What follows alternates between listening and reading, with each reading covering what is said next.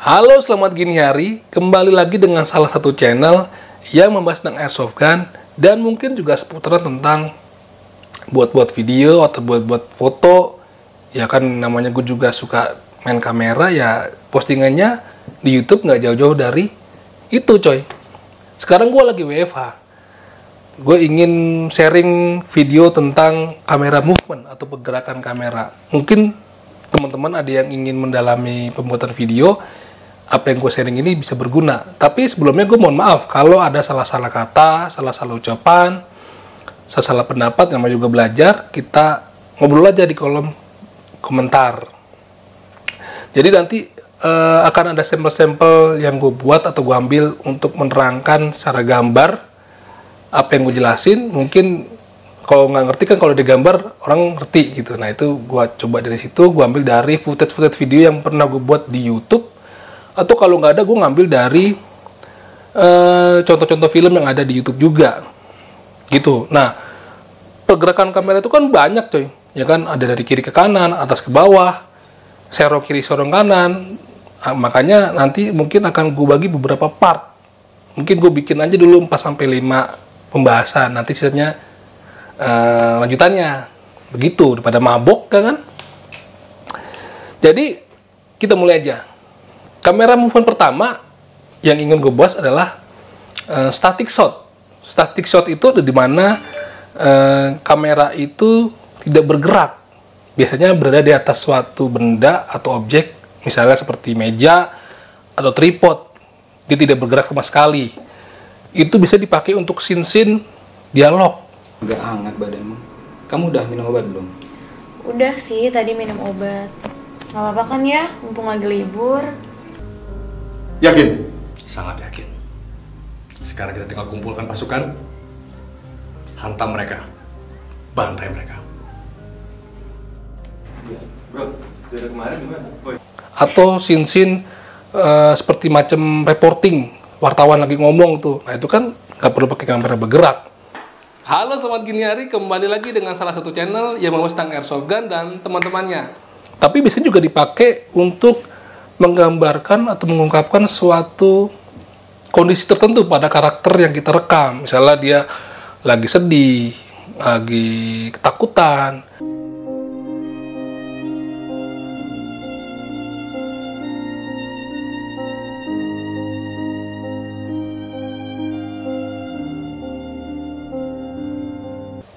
Dan fokus pada si wajah atau mimik si karakter itu juga bisa membuat pendalaman kondisi atau situasi kepada penontonnya.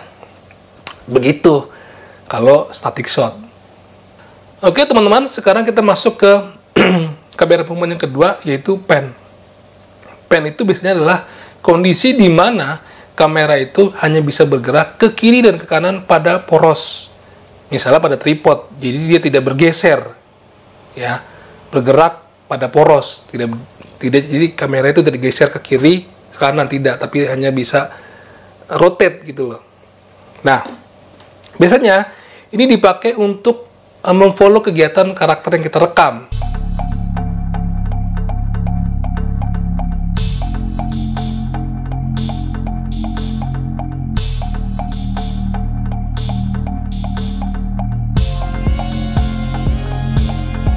Seperti orang berjalan dari kiri ke kanan.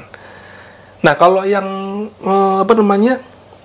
pergerakan kiri ke kanan yang lambat biasanya digunakan untuk membangun suatu kondisi tertentu. Misalnya kondisi mencekam nih, seorang sniper lagi mau nembak, itu biasanya kita ambil secara perlahan, rotate, ya kan, kiri ke kanan, dari mulai ujung dari si flash header atau moncongnya sampai ke bagian wajah. Itu kan memberikan kesan yang mencekam pada kondisi tersebut, pada penonton gitu loh. Ada juga namanya whip pan. Whip pan itu adalah mungkin pergerakannya cepat. Misalnya ada orang ngobrol nih, yang lama-lama berdebat. Kameranya hanya satu, kita pakai kamera satu, kamera taruh tengah. Orang A berada di sebelah kiri dan orang B sebelah kanan. Ketika orang yang sebelah kiri ngomong, itu kamera kita rekam ke arah sebelah kiri. Ketika yang kanan ngomong, itu langsung kita rotate aja ke kanan. Nah, ketika mereka berdebat, pergerakan itu kan akan semakin cepat kiri kanannya. Orang ngobrol itu, orang marah-marah itu kan misalkan pengen ngobrol, pengen saling duluan ngomong ya, jadinya semakin cepat pergerakan kiri kanan, biasanya itu bisa mentransfer energi atau emosional kepada penonton yang melihat. Seperti itu. Misalnya misalnya pada pergelaran musik gitu kan. Misalnya orang lagi main gitar, terus ada yang main drum gitu kan. Kita ngeliat dulu nih orang main gitar, lagi ngelit gitar kan. Lalu yang drum saut-sautan, main drum, main gitar, main drum. Nah, itu kan bisa juga mentransfer energi betapa mereka tuh seru ketika memainkan suatu musik gitu kan. Seperti itu kalau menurut gua tentang kamera pen.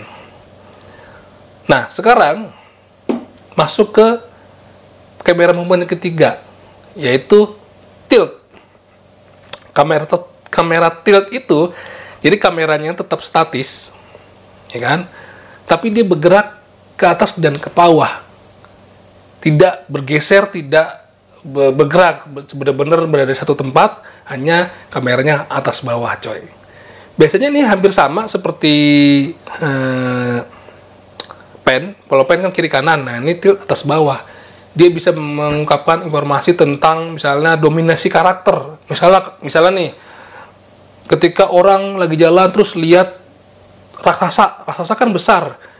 Biasanya orang akan melihat tuh dari kaki ke atas. Itu kan dominasi. Jadi betapa besarnya objek yang ada di depannya. Itu biasanya kamera bergerak dari atas ke bawah gitu kan. Atau bisa menunjukkan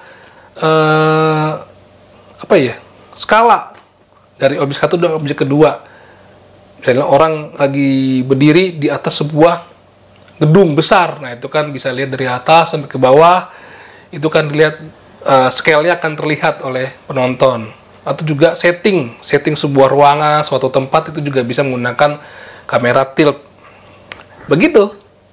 Oke, kamera movement yang berikutnya adalah kamera push in. Push in itu kamera bergerak maju ke objek.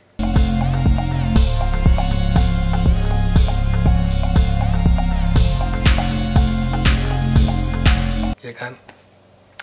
Jadi kameranya itu kita taruh, ya kan, baik itu bisa mungkin pakai rel ataupun pakai handheld juga bisa, tapi kita majukan ke objek yang kita ingin ambil. Itu gunanya adalah biasanya untuk menekankan suatu momen, menekankan suatu detail apa yang terdapat pada objek yang kita ambil. Misalnya ketika orang itu sedih, ya kan, atau ingin bercerita tentang suatu hal-hal yang sedih, itu kita bisa bergerak secara pelan ke arah wajah si objek atau orang yang kita ambil. Itu akan memberikan atau menekankan suatu kondisi yang memang dirasakan si karakter itu agar sampai ke penontonnya. Begitu. Kemudian misalnya ada suatu tulisan, ya kan, mungkin dari jauh kita ambil secara dekat, pelan-pelan, itu kan ingin memberikan suatu detail objek yang kita ambil atau kita rekam. Apa sih, gambar apa sih yang kita lihat di video tersebut, gitu coy. Jadi menekankan dan juga mendetailkan suatu objek yang kita rekam. Oke teman-teman, kamera movement yang terakhir adalah push out, kebalikan dari push in, di mana kamera push out ini, kamera itu merecord menjauh dari objek yang kita rekam. Biasanya digunakan untuk memberikan kesan yang megah. Misalnya kita merekam suatu setting atau bangunan yang dari mulai zoom in, ketika ditarik ke belakang, itu ternyata settingan itu ternyata besar, skalanya itu gede, jadi terlihat megah gitu. Atau memberikan kesan suatu kondisi yang sedih ditinggalkan. Misalnya ada orang ditinggalkan teman-temannya, kamera itu menjauh dari mobil misalnya, itu kan akan melihatkan momen dia kesepian, ditinggalkan teman-temannya. Begitu loh maksudnya. Oke, segitu dulu aja. Nanti kita sambung lagi kamera movement berikutnya yang ke-6, 7 dan seterusnya. Apabila sesi ini menarik, kita akan teruskan. Gitu. Dan sebelumnya kalau ada salah-salah kata, salah-salah ucapan, mohon maaf. Semoga bermanfaat, 1-5 bisa kita terapkan. Sampai jumpa di video Selamat Gini berikutnya. Bye-bye.